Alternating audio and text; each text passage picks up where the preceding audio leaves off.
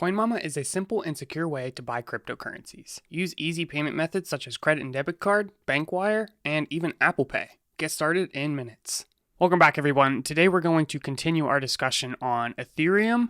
So what we talked about in the previous video, which you might want to check out, was your beginner introduction to Ethereum, what it is, what are gas prices, what are the limitations, and how are these limitations being addressed with Ethereum 2.0.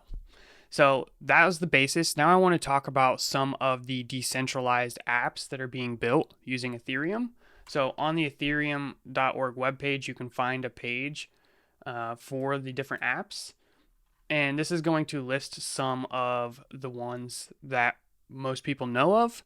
You can also find other pages out on the internet. For example, here's a good one from defiprime.com/Ethereum, listing, it looks like 202 different decentralized finance applications that are built on Ethereum. So going through some of these, you might recognize some of these. For example, the Coinbase Wallet. This is a wallet that I've talked a lot about on this channel.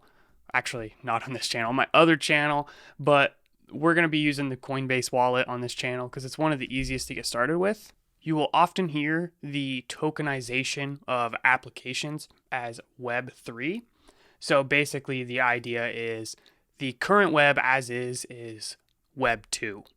And this is a client server built setup. So in this situation, you go to a social media, you make a request to a centralized server, and that centralized server responds to you, the client. Well, Web3 is going to be different because applications are going to be built on decentralized blockchains, such as Ethereum.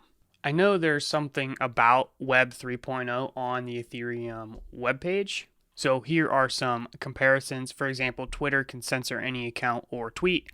Web3 tweets would be uncensored because control is decentralized.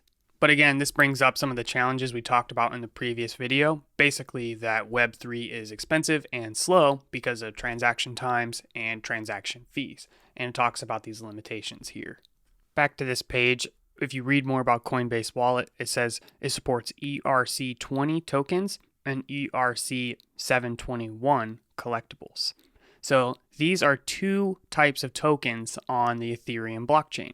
ERC introduces a standard for fungible tokens. In other words, they have a property that makes each token be exactly the same in type and value of another token.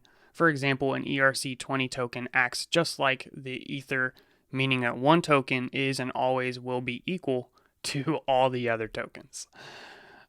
Okay, so that was a mouthful, but that is in comparison to ERC 721, which is a non-fungible token, which these don't have equality, essentially. This type of token is unique and can have different value than another token from the same smart contract, maybe due to its age, rarity, or even something else like its visual. Wait, visual? Basically, you can associate an image with these tokens. Just recently on CoinDesk, I saw that a virtual property sold for 1.5 million in Ether, smashing NFT record. So to me, this is just insane. Someone paid 1.5 million in Ether for a digital piece of land. I understand how people can find something like this valuable, but 1.5 million just seems a little bizarre. So this is an Axie Infinity estate.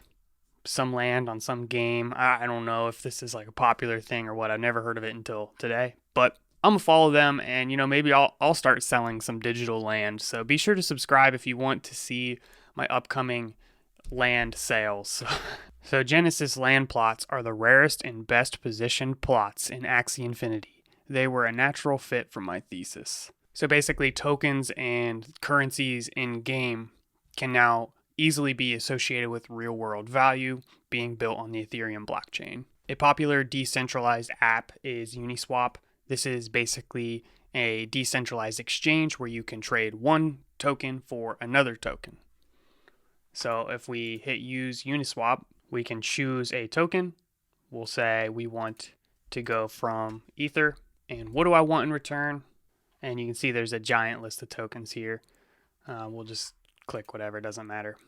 And it'll say the conversion.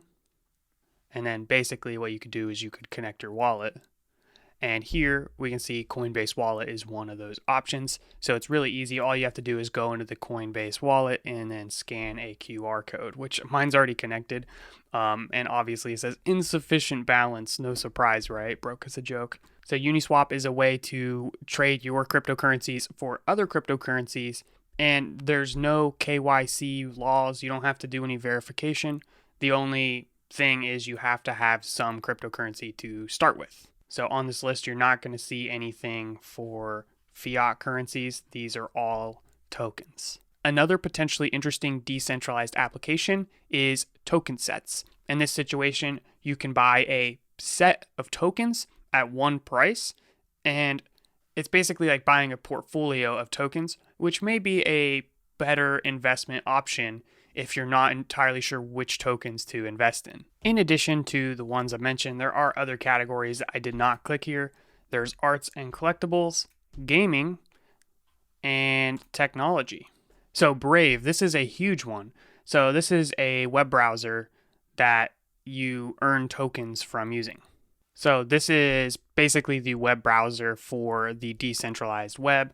I mean, it's going to work exactly the same as using Chrome or these other browsers, but it helps with, blocking ads and trackers, and you get rewarded in the token as well. So it markets real privacy, talks some about censorship here. It allows you to earn tokens just for browsing. It also allows you to tip and contribute to websites directly from your browser. So that is an introduction to some decentralized applications. Really looking forward to what there is to come in this space. Let me know if there are any really cool dApps that I need to check out and try out on this channel. Thank you for watching. If you enjoy this content, please be sure to subscribe and stay tuned for the next one. Or I think we actually might go and try some of these. I want to do a video on token sets, so maybe that's what we'll do next. See you in the next one.